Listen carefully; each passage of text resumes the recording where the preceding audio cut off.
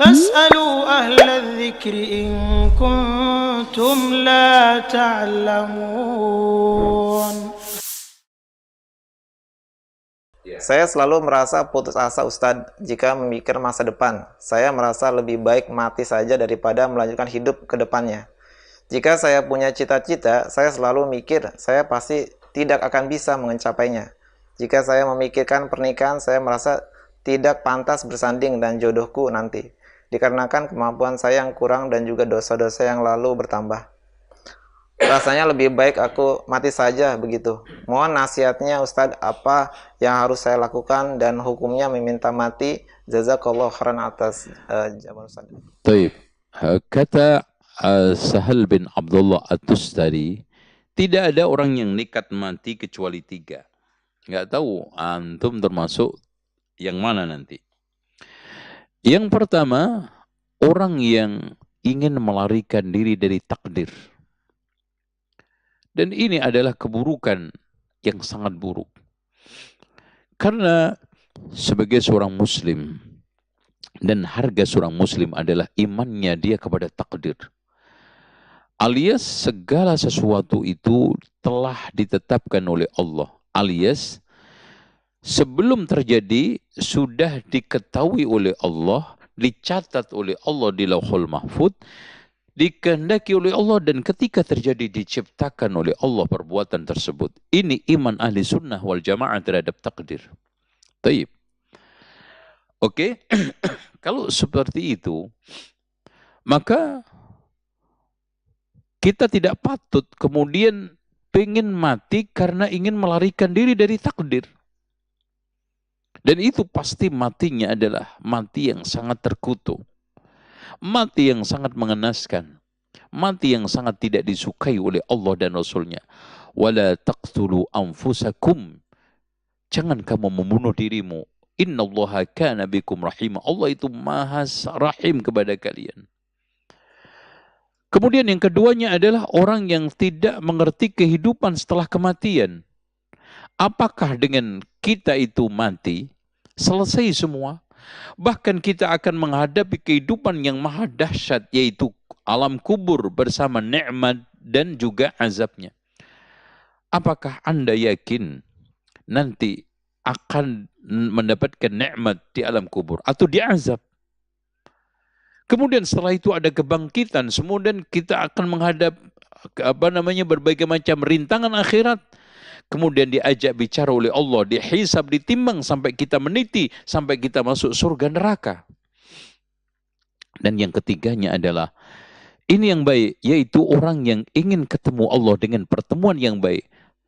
Dan orang yang ingin ketemu Allah dengan pertemuan yang baik, tidak begitu saja dijalani dengan putus asa. Bahkan Allah Subhanahu wa taala mengatakan, "Faman kana yarju liqa'a rabbih falyamal 'amalan shalihan wa la yusyrik bi ibadati rabbih ahada." Barang siapa yang menginginkan pertemuan dengan Allah dengan pertemuan yang baik, maka hendaknya beramal soleh dan tidak menyekutukan Allah di dalam ibadahnya dengan apapun dan dengan siapapun. Sudahkah antum penuhi itu? Oleh karena itu gini, hidup ini tidak perlu ditakuti. Rasulullah telah memberikan satu konsep, ihris ala ma yanfa'uk. Berusahalah mengejar apa yang bermanfaat. Wasta'in billah, mintalah bantuan kepada Allah. Wala ta'jas. Jangan kamu merasa lemah. Wa in asabaka syai', kalau tertimpa sesuatu musibah, fala taqul law anni fa'altu kadza lakana kadza wa kadza.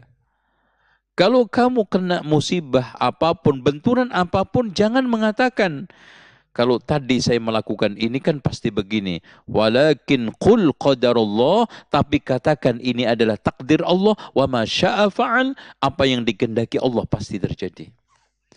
Ya ikhwan, tidak ada yang putus asa terhadap rahmat Allah kecuali orang kafir.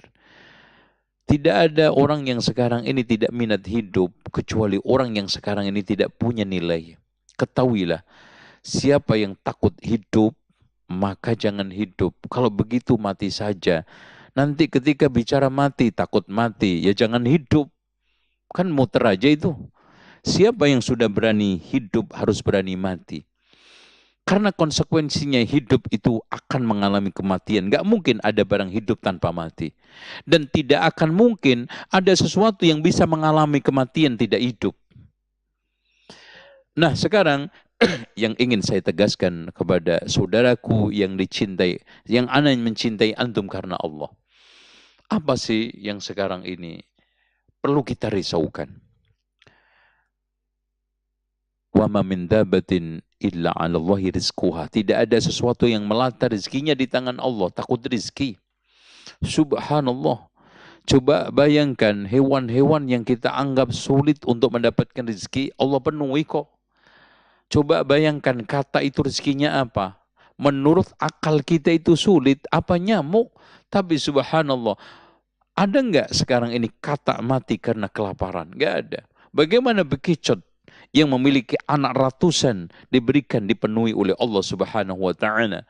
Tidak ada sesuatu apapun melainkan rezekinya di tangan Allah Subhanahu wa taala. Bahkan dalam hadis Rasulullah SAW, "Lau haraba ahadukum min rizkihi la adrakahu kama yudrikuhul maut."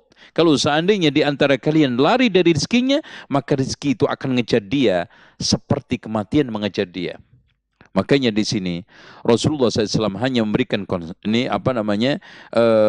obat, solusi buat kita, ya. Wattaqullaha wa ajmilu fit talab. Bertakwalah kepada Allah dan perbaikilah di dalam cara menjemput rezeki, ya. Karena ma min ahadin illa wa qad yustakmalu rizquhu. Tidak ada sesuatu yang hidup ini pasti diberikan oleh rezeki oleh Allah Subhanahu wa taala. Enggak ada yang enggak. Dengan demikian, bagi seorang mukmin cukup memaksimalkan rezekinya, cukup memaksimalkan usahanya, nanti akhirnya hasil kita serahkan kepada Allah. Soal masalah jodoh, ya, semuanya sudah ditetapkan oleh Allah rezekinya, termasuk rezeki adalah jodoh, ajalnya, kemudian amalnya, sukses celakanya. Jadi sudah ditetapkan. Oleh karena itu, kita sekarang ini bagaimana sekarang mengerahkan sebab-sebab itu semuanya. Rizki ada sebabnya. Orang berhasil prestasi dalam belajar ada sebabnya, yaitu belajar dengan sungguh-sungguh. Orang sekarang usaha juga ada sebabnya.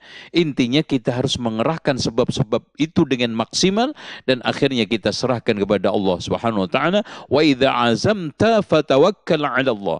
Kalau kamu sudah berazam, tekad, maka tawakallah kepada Allah Subhanahu wa taala. Wallahu a'lam bishawab.